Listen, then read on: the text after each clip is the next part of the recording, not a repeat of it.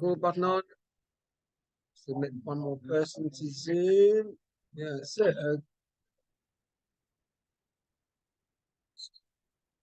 Good morning, and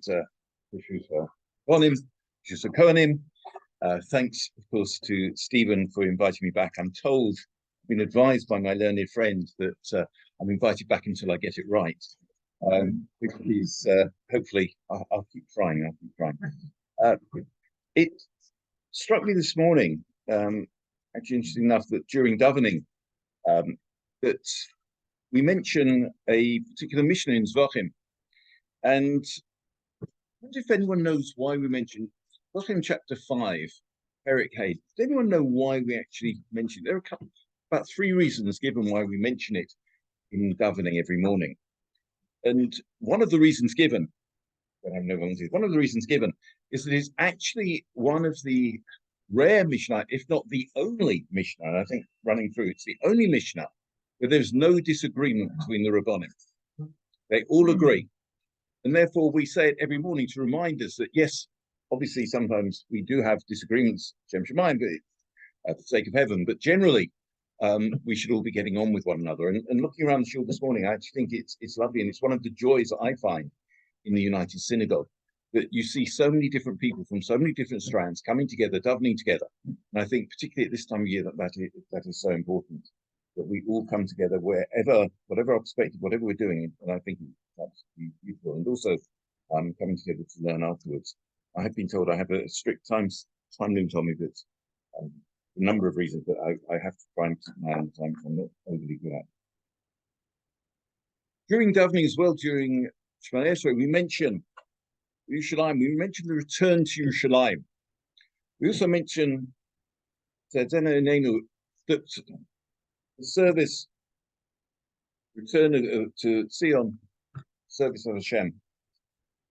And sometimes we just run through that, we just say it very, very quickly. But when we say, we're asking for someone to get better, we pause, we think, we put our kavanah into it.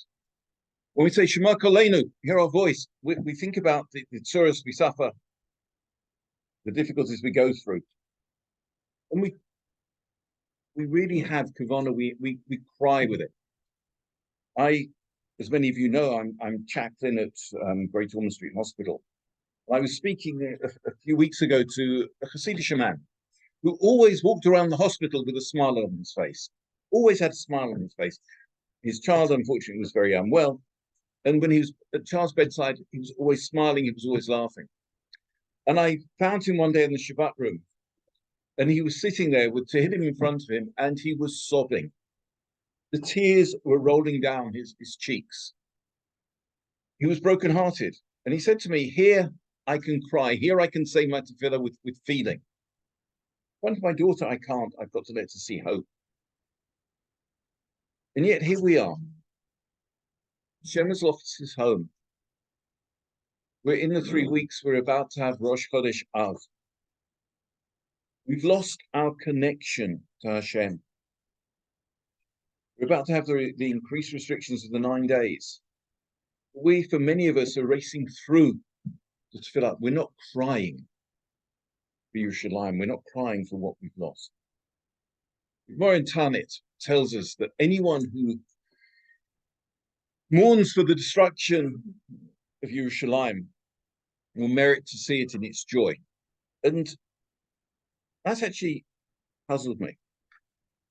Why does the Gemara say that we'll see it simchata, in its joy?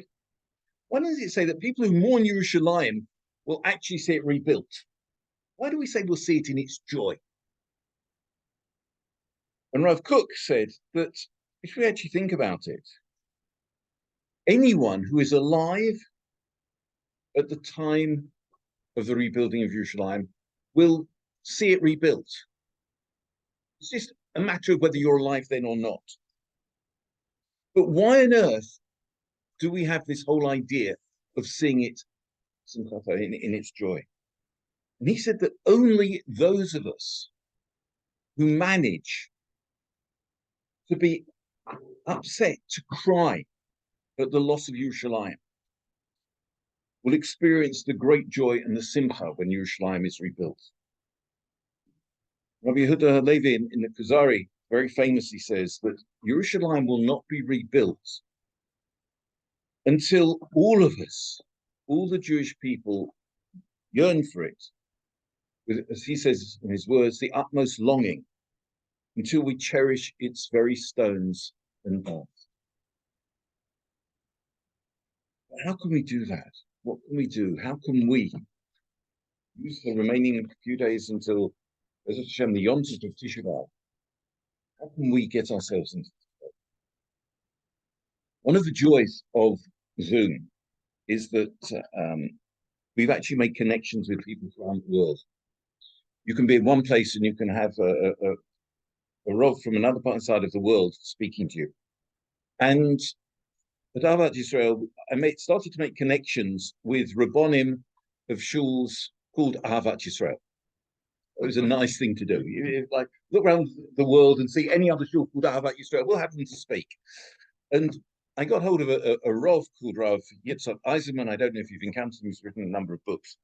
And he tells a story that goes back to 1864. In 1864, the Rebbetzin of Polonia was about to give birth.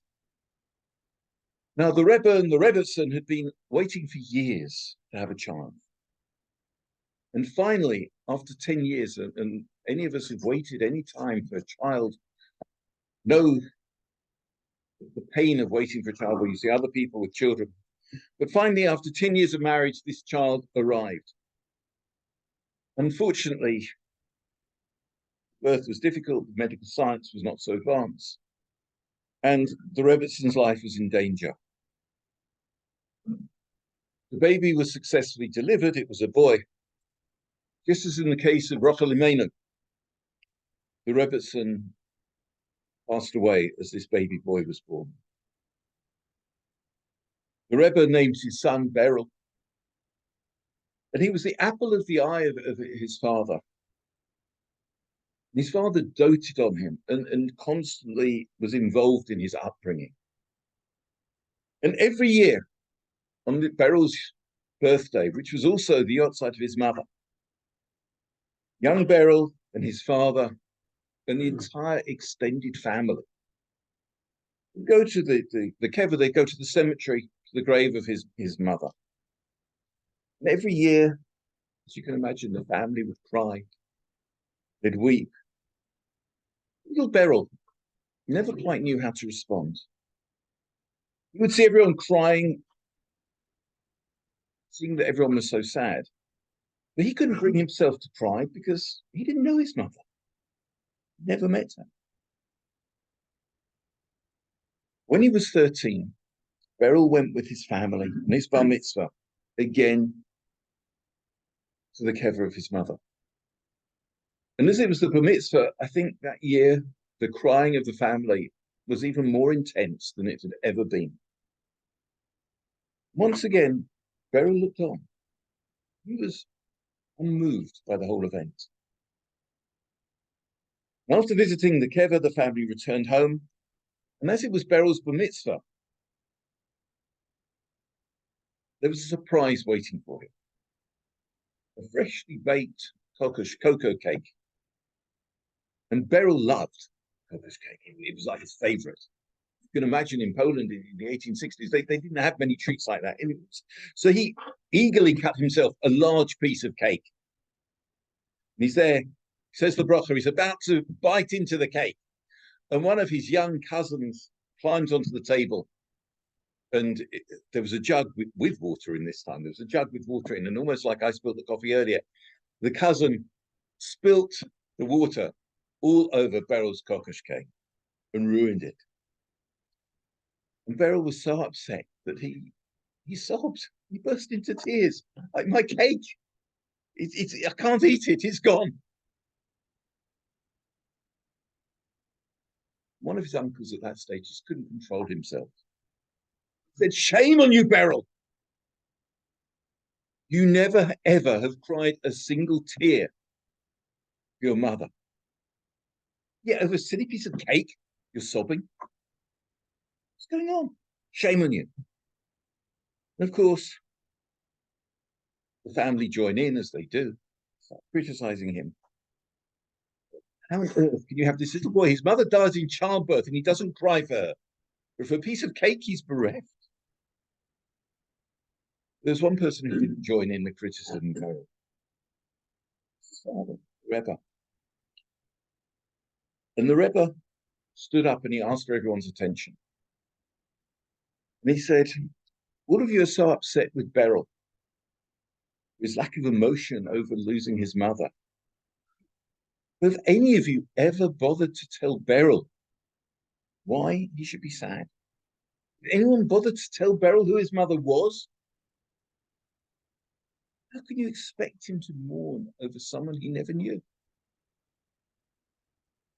We are the ones to blame for Beryl's lack of emotion.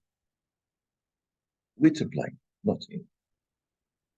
From that day onwards, the Rebbe spent time with Beryl, talking to him about his mother, telling him how she had, the most amazing, beautiful blue eyes. She was the most amazing person. The chesed she had, the good deeds she did for everyone. During 10 years of davening and waiting for you, Beryl, to be born, she never resented anyone else who didn't have a child, who had a child. She looked after her nieces and nephews. She cared for them as though they were her own. He described in such detail the room that the mother had designed for Beryl. Everything she'd wanted to have, the way that she'd knitted clothes for him, that she'd cared for him, she'd wanted Beryl so much. He explained to Beryl what a tragedy it was, that she could never bestow the love on him that she desperately had wanted. The Rebbe spent a year telling his son everything that the mother liked, everything the mother didn't like. How she davened for him, how she wanted him, how she cared for him. And the next year, on Beryl's birthday, on his mother's yahrzeit, the family once again gathered at the kever of the mother. As soon as they reached the gates of the cemetery, Beryl ran on ahead. He lay down on his mother's kever. He broke down sobbing and crying in a way that no one had ever seen anyone cry. And when he finally gathered his words together, he said, Hashem, bring us Mashiach, so that we can have Techiyat HaMesim, so that we can have the dead brought back to life, and I'll be privileged to see my mother. Every year on Tisha B'Av, with Beryl, with a little boy, called to cry and sob over a mother who we've never seen. Is there no wonder that sometimes we're more upset about our kokosh, our cocoa cake, and the loss of trivia than we are about losing the base of English? Most of us have been told that we've got to cry. We're never told why we should be crying, and why we should be so sad.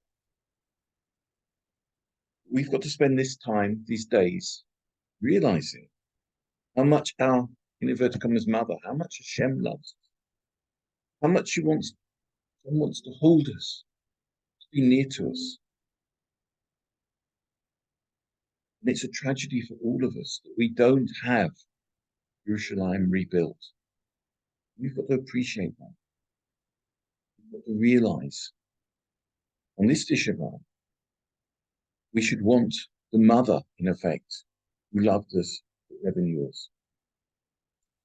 The reason we want Mashiach is the same reason that Beryl wanted Mashiach. When the Beit HaMikdash is rebuilt, we will have Hashem back.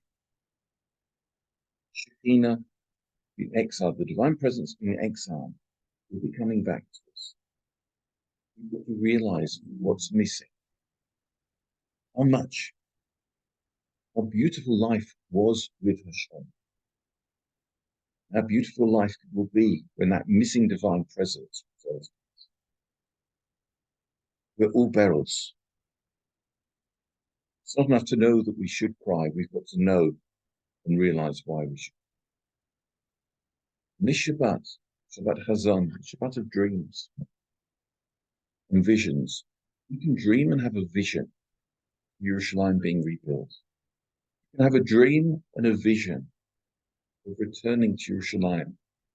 The Cheruvim hugging one another positively, as we're told in the Gemara, they were, because they realized that the Jewish people had done their teshuvah. It's up to each and every one of us about whether we return to Yerushalayim. It's about each and every one of us realizing that we've lost and realizing that we can bring it back, showing love to a fellow Jew, a fellow man, caring for them, not just the people we're around every week, not just our family. We're all family, each and every one of us. We're close together.